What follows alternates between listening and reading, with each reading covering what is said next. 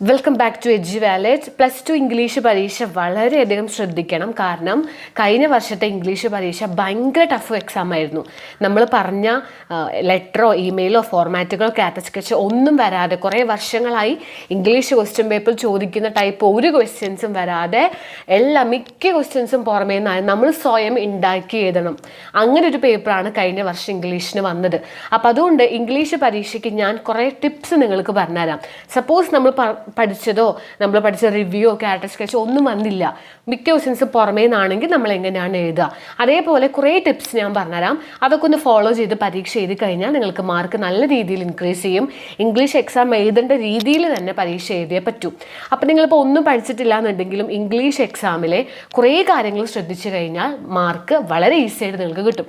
അതിൽ ഒന്നാമത്തെ കാര്യം നിങ്ങൾ ശ്രദ്ധിക്കേണ്ടത് ഫോർമാറ്റുകളാണ്. നിങ്ങൾക്ക് ബ്ലോഗോ സെമിനാർ റിപ്പോർട്ട് എന്ത് വന്നാലും ഫോർമാറ്റ് ഇല്ലെങ്കിൽ നിങ്ങൾക്ക് അവിടെ മാർക്ക് കിട്ടില്ല. ഇപ്പം നിങ്ങൾക്കിപ്പോൾ ഒരു ക്വസ്റ്റ്യൻ പുറമേ നിന്നൊരു ചോദ്യം ചോദിച്ചു.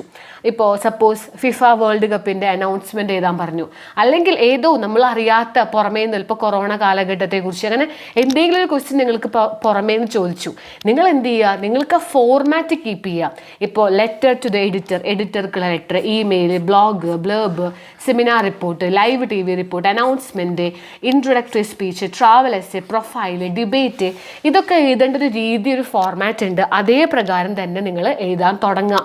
ഇപ്പോൾ ലെറ്റർ ആണെങ്കിൽ ആ ലെറ്ററിൻ്റെ ഫോർമാറ്റ് ആദ്യം കീപ്പ് ചെയ്യുക. അപ്പം നമുക്ക് അവിടെ മാർക്ക് വീഴും. സോ ഫോർമാറ്റ് വളരെ ഇമ്പോർട്ടൻ്റ് ആണ്. ഇപ്പോൾ വല്ല സ്പീച്ചൊക്കെ ആണെങ്കിൽ നിങ്ങൾ ഇതുപോലെ, ഇപ്പോൾ നിങ്ങൾക്ക് അറിയാത്തൊരു ടോപ്പിക്ക് വന്നു, സപ്പോസ് നിങ്ങൾ ടഫായിട്ടുള്ളൊരു ടോപ്പിക്ക് സ്പീച്ച് ചോദിച്ചു, നിങ്ങൾ എന്ത് ചെയ്യുക, സ്റ്റാർട്ടിങ് നിങ്ങൾ സാധാ പോലെ എഴുതി തുടങ്ങുക. ഏതൊരു സ്പീച്ച് വന്നാലും എഴുതാൻ പറ്റുന്ന ഫോർമാറ്റിൽ അങ്ങോട്ട് എഴുതുക. Distinguished guest, respected teachers, fellow students and honoured guest, a very good morning to all. Today I am here to speak a few words about the topic. നമ്മൾ ടോപ്പിക്ക് ആ ക്വസ്റ്റ്യൻ ഉണ്ടാവും, ആ ടോപ്പിക്ക് നമ്മൾ എഴുതുക. ആ ടോപ്പിക്കിനെ കുറിച്ച് നമുക്ക് എന്തെങ്കിലും എഴുതാൻ പറ്റും, അത് നമ്മൾ ഇമാജിൻ ചെയ്യണം. ഇപ്പോൾ നമുക്ക് എന്താണ് ടോപ്പിക്ക് തന്നത്, അതിൻ്റെ കുറച്ച് പ്രശ്നങ്ങളും അതെന്തൊക്കെ പ്രശ്നങ്ങൾ ഉണ്ടാക്കുന്നുണ്ട്, നമുക്ക് എങ്ങനെ സോൾവ് ചെയ്യാന്നൊക്കെയുള്ള കുറച്ച് കണ്ടന്റ് എഴുതുക. ലാസ്റ്റ് അത് കൺക്ലൂഡ് ചെയ്യാം.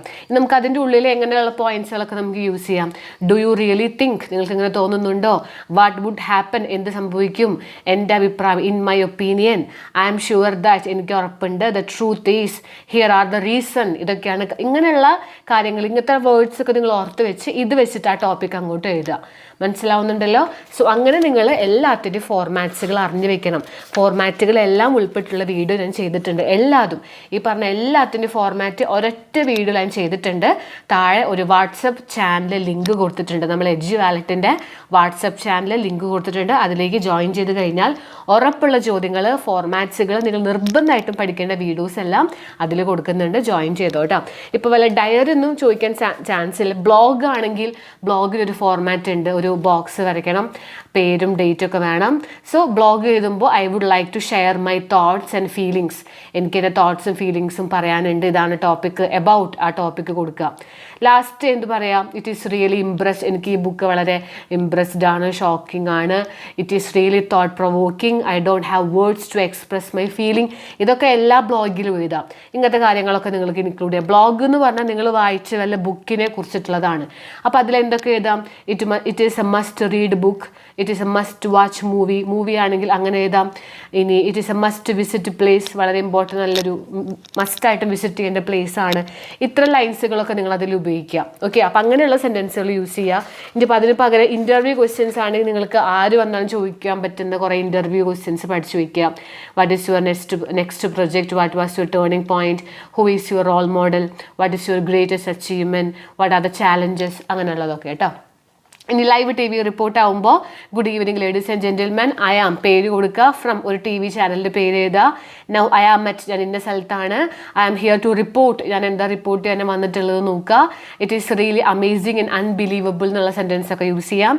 തൗസൻഡ്സ് ഓഫ് പീപ്പിൾ, ഏത് TV റിപ്പോർട്ട് ആണെങ്കിലും ഒരുപാട് ആൾക്കാർ അവിടെ കൂടിയിട്ടുണ്ടാവും. So thousands of peoples are gathered here, we will get back after short break, അങ്ങനെയൊക്കെ വേണമെങ്കിൽ എഴുതാം. അവസാനം till then it's bye from, ഇങ്ങനെയെങ്കിൽ നിങ്ങൾ എഴുതി വയ്ക്കുക. നിങ്ങൾ ഏതാണ് ടോപ്പിക്ക് അതാ ഇവിടെ ഒന്ന് ഫില്ല് ചെയ്ത് കൊടുക്കുക. ഇപ്പോൾ മാത്സ് ആണെങ്കിൽ I am at Tomkin square park, I am here to report match between ഇന്ന ആളുടെ മാച്ചാണ്. ഈ സെൻറ്റൻസുകളൊക്കെ ഒന്ന് നോക്കി വെച്ച് കഴിഞ്ഞാൽ നിങ്ങൾക്ക് ലൈവ് TV റിപ്പോർട്ട് എഴുതാനായിട്ട് ഈസി ആയിട്ട് എഴുതാനായിട്ട് പറ്റും. അതേപോലെ തന്നെയാണ് നിങ്ങൾ എല്ലാത്തിൻ്റെയും ഫോർമാറ്റ്സുകൾ പഠിക്കുക. ഇപ്പോൾ ഒഫീഷ്യൽ ലെറ്റർ ആണ്, ലെറ്റർ ടു ദ എഡിറ്റർ ആണെങ്കിൽ അതിൻ്റെ ഫ്രം, ഡേറ്റ്, ടു, അതിൻ്റെ സബ്ജക്റ്റ് കൊടുക്കുക. I would like to draw your kind attention, നിങ്ങളുടെ അറ്റൻഷൻ നിങ്ങളുടെ ശ്രദ്ധ ഞാൻ ഇതിലേക്ക് എത്തിക്കുന്നു. ഒരു സീരിയസ് മാറ്ററാണ്, ആ മാറ്ററിനെ കുറിച്ച് എഴുതുക, അവസാനിപ്പിക്കുക. I kindly request you to consider the issue, ഈ ഇഷ്യൂ വളരെ സീരിയസ് ആയിട്ട് കണക്കാക്കണം. ഫൈൻഡ് എ സൊല്യൂഷൻ, ഇതെല്ലാത്തിലും നിങ്ങൾക്ക് എഴുതാം. ഇനി അഡീഷണൽ കുറച്ച് പോയിന്റ്സ് നിങ്ങൾക്ക് ഇതൊക്കെ യൂസ് ചെയ്യാം. It is high time to find a solution, ഈ പ്രശ്നത്തിനൊരു പരിഹാരത്തിന് വേഗം കാണണം, ഇതെല്ലാത്തിലും എഴുതാം. Step should be taken, serious ആയിട്ടുള്ള സ്റ്റെപ്സുകൾ എടുക്കണം. Respect authority should open their eyes, എല്ലാ അധികാരികളും ഒരേ കണ്ണ് തുറക്കണം. അതൊക്കെ നിങ്ങൾക്ക് എല്ലാത്തിലും വേണമെങ്കിലും എഴുതാം.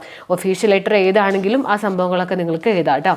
സോ അറിഞ്ഞിരിക്കുക, ഇങ്ങനെയുള്ള ഫോർമാറ്റ്സുകൾ അറിഞ്ഞിരിക്കുക. അപ്പോൾ എല്ലാ ഫോർമാറ്റുകളും ഇൻക്ലൂഡ് ചെയ്തിട്ടുള്ള വീഡിയോ ഉണ്ട്, അത് കാണാൻ മറക്കണം. ഫോർമാറ്റ്സ് അറിഞ്ഞു വെച്ച് തുടക്കത്തിലുള്ള കുറച്ച് ലൈൻസൊക്കെ ചെയ്താൽ നിങ്ങൾക്ക് അവിടെ മാർക്ക് വീഴും. അതാണ് ഏറ്റവും പ്രധാനപ്പെട്ട ഒരു ടിപ്പ്. അടുത്ത ടിപ്പ് എന്ന് പറഞ്ഞു കഴിഞ്ഞാൽ എസ്സേസ് നിങ്ങൾക്ക് വരും.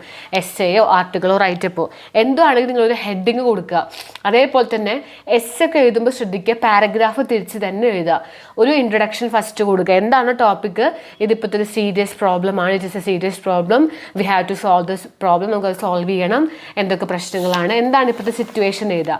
അടുത്ത പാരഗ്രാഫിൽ അതുണ്ടാക്കുന്ന അതിൻ്റെ കാരണങ്ങൾ, ഡ്രഗ് അബ്യൂസ് ആണെങ്കിൽ അതിൻ്റെ കാരണങ്ങൾ, അതിൻ്റെ സൊല്യൂഷൻ എങ്ങനെ കാണാം, ഒരു കൺക്ലൂഷൻ, അങ്ങനെ പാരഗ്രാഫ് തിരിച്ച് എഴുതാൻ വേണ്ടി ശ്രമിക്കുക. എപ്പോഴും പാരഗ്രാഫ് തിരിച്ച് എഴുതുക. ഇനി ഏറ്റവും ഇമ്പോർട്ടൻ്റ് ആയിട്ടുള്ള സെക്ഷൻ എന്ന് പറഞ്ഞാൽ, നിങ്ങൾ എല്ലാ പാഠത്തിൻ്റെയും കഥ നിങ്ങൾക്കറിയാം. ആ കഥ നിങ്ങൾക്ക് അറിയാമെന്നുണ്ടെങ്കിൽ അതിൽ നിന്നുള്ള കുറച്ച് പോയിന്റ്സുകൾ നിങ്ങൾ നോട്ട് ചെയ്ത് വെക്കുക. നിങ്ങളെപ്പോഴും ഉണ്ടാക്കി നമ്മൾ സാധാ സംസാരിക്കുന്ന രീതിയിൽ പരീക്ഷ എഴുതാതെ എല്ലാ പാഠത്തിൻ്റെയും കുറച്ച് ഇമ്പോർട്ടൻറ്റ് പോയിന്റ്സ്, ഞാനത് ഓൾറെഡി കഴിഞ്ഞൊരു വീഡിയോ ചെയ്തത് അതാണ്. എല്ലാ പാഠം ഷോർട്ടാക്കി ഞാൻ നിങ്ങൾക്ക് പറഞ്ഞു തന്നിട്ടുണ്ട്. 3Ls, match box, hour of truth, amigo brother, ഇതൊക്കെയാണ് മെയിൻ പാഠങ്ങൾ. ഇതിൽ നിന്നാണ് 4 മാർക്ക് 6 മാർക്ക് 8 മാർക്കിനൊക്കെ ചോദിക്കുക. അപ്പോൾ ഇതിൽ നിന്നൊക്കെ ഇമ്പോർട്ടൻറ്റ് കുറച്ചൊരു 10 പോയിന്റുകളെങ്കിലും നിങ്ങൾ ഓർത്ത് വെക്കുക. ആ ഇമ്പോർട്ടൻറ്റ് പോയിന്റ്സുകൾ ഓർത്ത് വെച്ച് അത് വെച്ചിട്ട് നിങ്ങൾ എഴുതുക. എഴുതി കഴിഞ്ഞാൽ അണ്ടർലൈൻ ചെയ്യാൻ വേണ്ടി നോക്കുക. അതാണ് എനിക്ക് പറയാനുള്ള ഒരു ട്രിക്ക്. നിങ്ങൾ എന്ത് എസ്സേ ആണോ, റൈറ്റപ്പ് ആണോ, ആർട്ടിക്കിൾ ആണോ, കാറ്റ് സ്കെച്ച് ആണോ, എന്ത് ക്വസ്റ്റൻ ആണെങ്കിലും നിങ്ങളിപ്പോൾ എഴുതുന്നത് വളരെ ഇമ്പോർട്ടൻറ്റ് പോയിന്റ് ആണെങ്കിൽ വേഗം ഒന്ന് അണ്ടർലൈൻ ചെയ്ത് പോവുക. ഫുൾ അണ്ടർലൈൻ ചെയ്യാനല്ല പറയുന്നത്. ഇപ്പോൾ ഞാനിപ്പോൾ ഒരു പാരഗ്രാഫ് ഇപ്പോൾ ഇവിടെ ഞാൻ ജസ്റ്റ് കാണിച്ചു തരാം. ഇപ്പോൾ ഒരു അപ്രിസിയേഷൻ ആണിത്, നമ്മൾ മെൻഡിങ് വാളിൻ്റെ അപ്രിസിയേഷൻ. ഇത് ചോദിച്ചു, നിങ്ങൾ എന്ത് ചെയ്യണം, mending wall is a thought provoking poem by, ആളെ പേരൊന്ന് അണ്ടർലൈൻ ചെയ്യുക. എന്നിട്ട് അത് കഴിഞ്ഞിട്ട് ഓർഡിനറി പീപ്പിൾ ഇങ്ങനെയൊക്കെ എന്നിട്ട് അത് കഴിഞ്ഞിട്ട് ഒരു മെൻഡിങ് ഹ്യൂമൻ റിലേഷൻസിനെ കുറിച്ചിട്ടാണ്. അപ്പോൾ അതൊന്ന് അണ്ടർലൈൻ ചെയ്തു. അത് കഴിഞ്ഞിട്ട് he does not wall notch the wall is broken every year, അവിടുത്തെ ഭിത്തി എപ്പോഴും വീഴുന്നു. അങ്ങനെ പ്രധാനമായിട്ടുള്ള പോയിന്റുകൾ എന്ത് ചെയ്യുക, ഇങ്ങനെ ഒന്ന് അണ്ടർലൈൻ ചെയ്ത് പോവുക.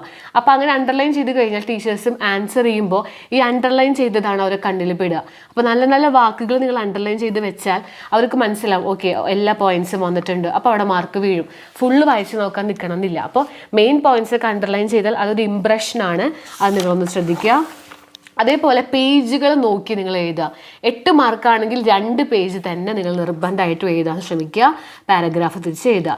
6 മാർക്കാണെങ്കിൽ 1.5 പേജ് ധാരാളം, 1.5 പേജൊക്കെ മതി. 4 മാർക്കാണെങ്കിൽ 1 പേജ് എഴുതുക. 3 മാർക്കാണെങ്കിൽ 3-4 ലൈൻസ് മാത്രം നിങ്ങൾ എഴുതുക. ഓക്കെ. ഇനി നിങ്ങൾ എന്ത് ഇംഗ്ലീഷ് എഴുതുമ്പോൾ വളരെ നീറ്റ് ആൻഡ് ക്ലീൻ ആയിട്ട് എഴുതുക. കട്ട കുത്തി തിരക്ക് പിടിച്ച് എഴുതാണ്ട് നിങ്ങൾ ടൈം മാനേജ് ചെയ്യാൻ പറ്റാത്തവർക്ക് വേണ്ടി ഒരു വീഡിയോ ഞാൻ ചെയ്യുന്നുണ്ട്, എങ്ങനെ സമയം മാനേജ് ചെയ്യാമെന്ന്. അപ്പോൾ സമയം മാനേജ് ചെയ്ത് കൃത്യമായിട്ട് ഓരോ പാരഗ്രാഫ് തിരിച്ച് നീറ്റായിട്ട് എഴുതുക. പാരഗ്രാഫ് തിരിച്ച് തന്നെ എഴുതുക. ഇങ്ങനെ തന്നെ എഴുതുക. ഇനി നിങ്ങളിപ്പോൾ ഒന്നും പഠിച്ചില്ലെങ്കിലും നിങ്ങൾക്ക് മാർക്ക് സ്കോർ ചെയ്യാൻ പറ്റുന്ന ഒരുപാട് ക്വസ്റ്റ്യൻസ് ഉണ്ട്. ഏതൊക്കെയാണ് ആ ചോദ്യങ്ങൾ? 1, ജോബ് അപ്ലിക്കേഷൻ ലെറ്റർ നമുക്ക് എന്തായാലും പരീക്ഷയ്ക്ക് ചോദിക്കാറുണ്ട്. 8 മാർക്കും ചോദിക്കും. അത് ബൈ ഹാർട്ട് പഠിച്ചു വെക്കേണ്ട കാര്യമൊന്നുമില്ല. നിങ്ങളതിൻ്റെ ഫോർമാറ്റ് മാത്രം നോക്കി വെച്ചാൽ മതി. എന്തായാലും ഒരു ജോബ് അപ്ലിക്കേഷൻ ലെറ്റർ ചോദിക്കാൻ സാധ്യതയുണ്ട്.